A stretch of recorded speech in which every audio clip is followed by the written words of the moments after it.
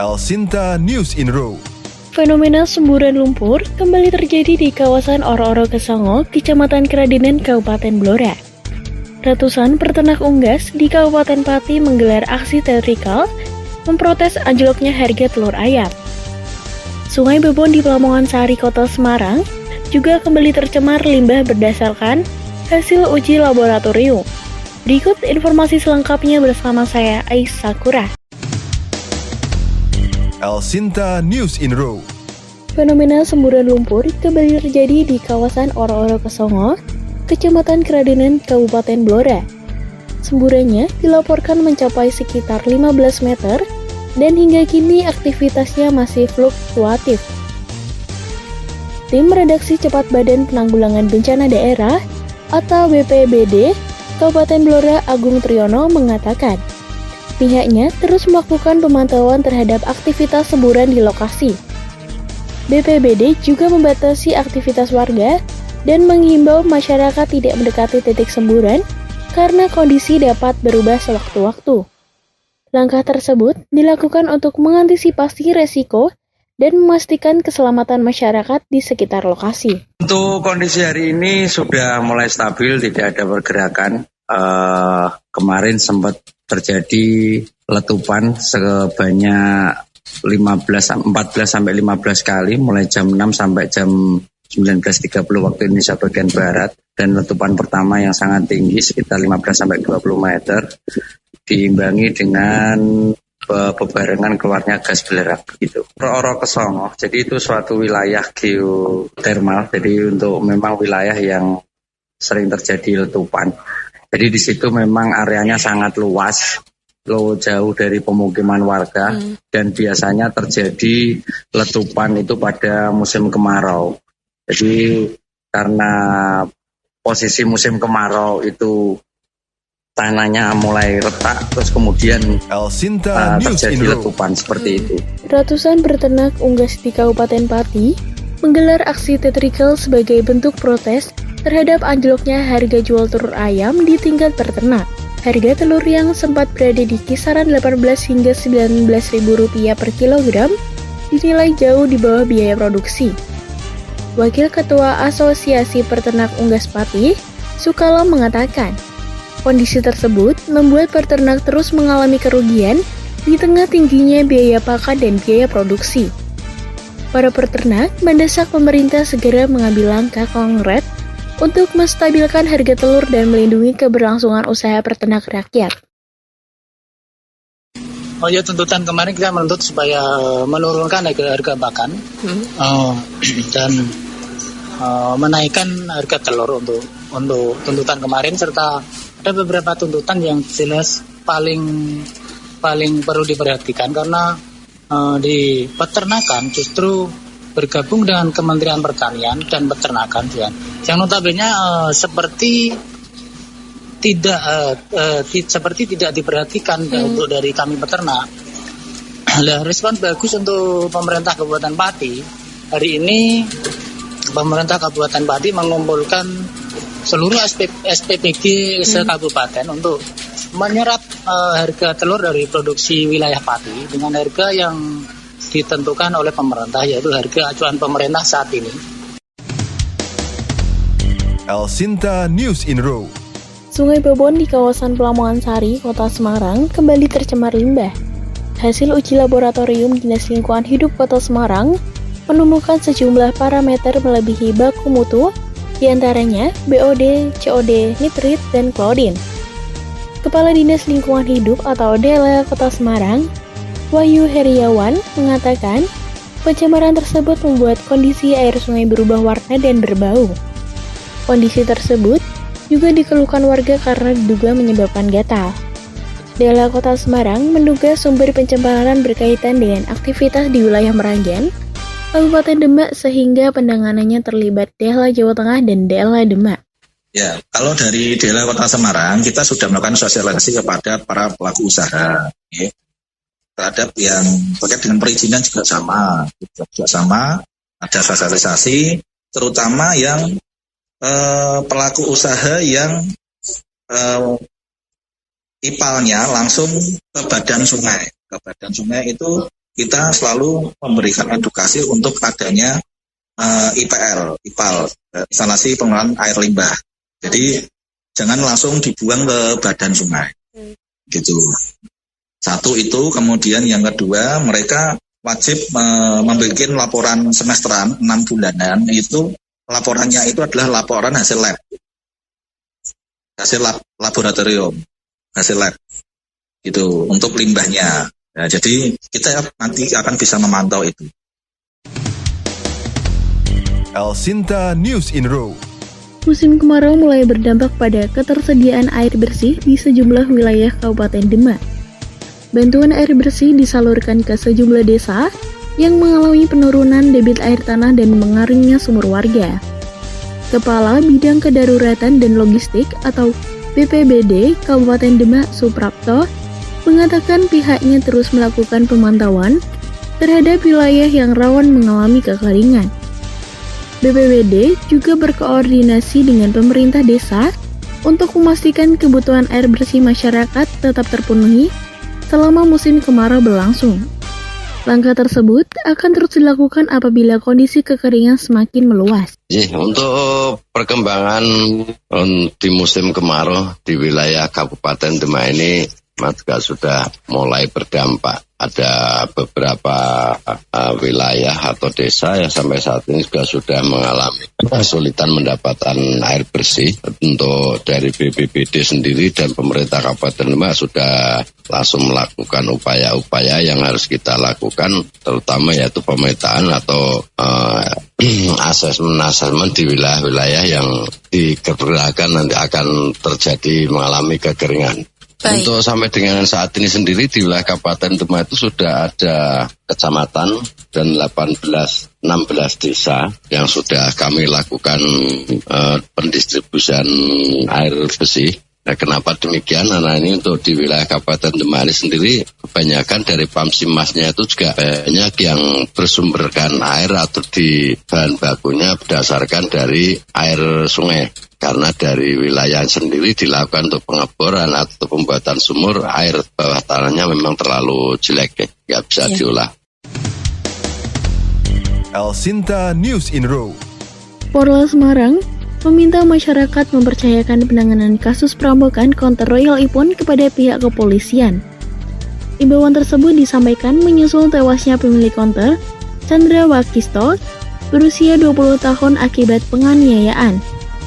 Kapolres Semarang, AKBP Heru Dwi Purnomo, meminta masyarakat tidak mudah terpengaruh informasi yang belum terverifikasi atau hoaks yang beredar di media sosial.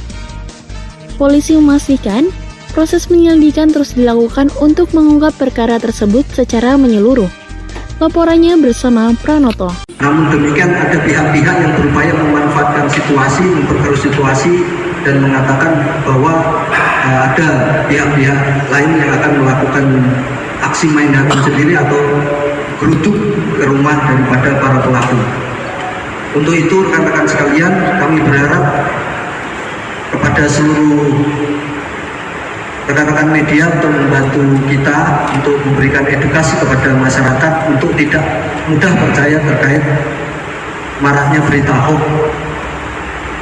Terkait penegakan hukum, mohon kepada seluruh masyarakat Kabupaten Semarang untuk mempercayakan kepada Polres Semarang, dan insya Allah nanti kita akan terus upgrade perkembangan penanganan dari kasus ini. El Sinta News in Row.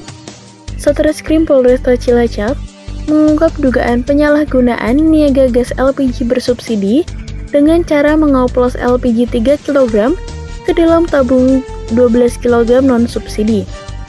Kapolresta Cilacap, Kombes Yovan Fatika Handiska, mengatakan praktik tersebut berdasarkan pengakuan sementara diduga telah berlangsung selama sekitar 6 bulan. Dalam aksinya, 3 hingga 4 tabung LPG 3 kg digunakan untuk mengisi satu tabung LPG 12 kg. Tabung hasil oplosan tersebut kemudian dijual dengan harga sekitar Rp240.000 per tabung.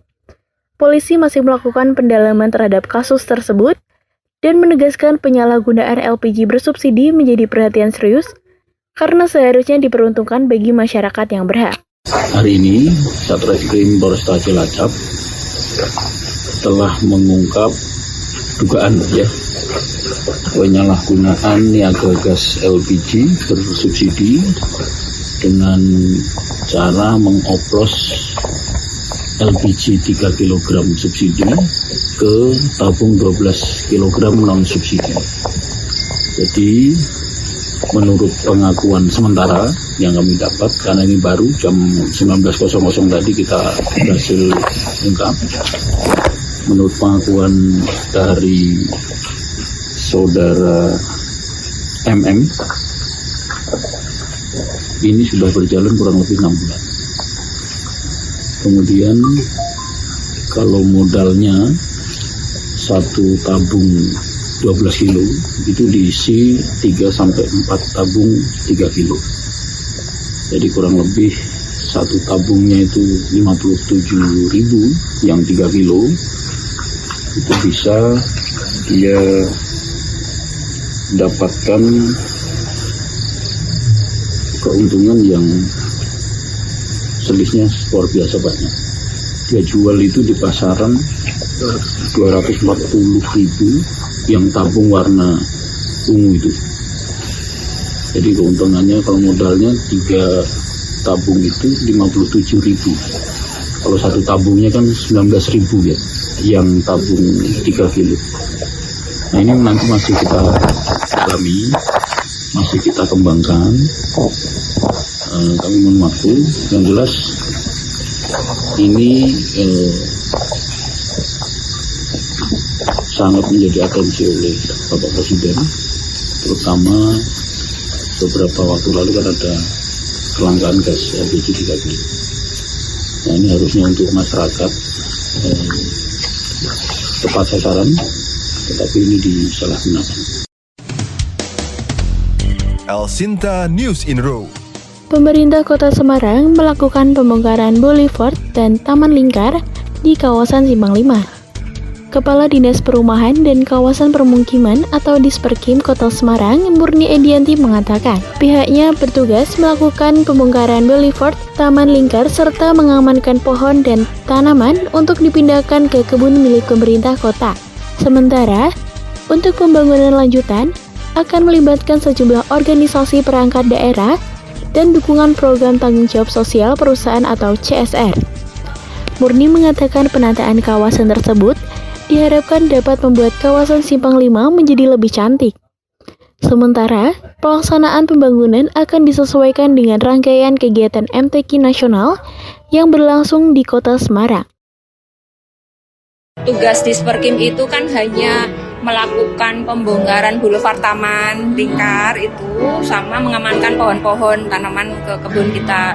Tugas kita hanya sampai situ, Mbak. Nah, terus untuk nextnya mungkin nanti ada Disdak, ada DPU yang nanti untuk menjalankan itu.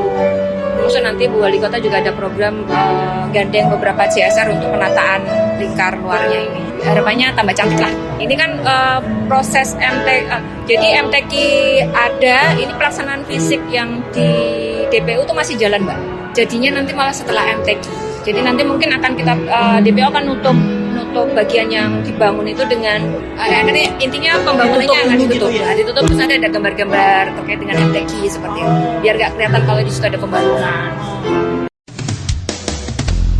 Elsinta News in Row. Satreskrim Polres Semarang meluruskan informasi mengenai perempuan berinisial V yang disebut-sebut memiliki hubungan dengan korban dalam kasus perampokan konter Royal Ipon. Kesatreskrim Polres Semarang, AKP Bodiah Teja Lelana, menegaskan perempuan tersebut tidak memiliki hubungan dengan korban dan bukan merupakan mantan kekasih korban. Ia diketahui hanya pernah membeli telepon seluler dari korban pada 2024. Bodiah mengatakan motif sementara kasus tersebut berkaitan dengan persoalan ekonomi, termasuk utang tersangka yang muncul dari usaha yang dijalankan. Polisi masih terus mendalami kasus tersebut untuk menangkap fakta secara menyeluruh. Laporannya bersama Pranoto. Jadi terkait rumor yang beredar bahwa kekasihnya dari tersangka ini itu inisialnya P. inisial V, tidak ada kaitannya dengan korban. Jadi bukan mantan korban, bukan juga kekasih korban. Jadi kenalnya dengan korban itu pacar tersangka hanya pernah beli HP tahun 2024 itu saja. Motifnya ini sebenarnya apa? Kalau motifnya itu ekonomi, ya benar-benar ekonomi. Kenapa? Karena tersangka DPP itu dia punya hutang, beberapa hutang terkait usahanya, termasuk ke tepung ya, usaha tepung itu. Demikian Eniro Lokal Jawa Tengah, saya Aisyah Kurah pamit undur diri dan sampai jumpa. El Sinta News in Row.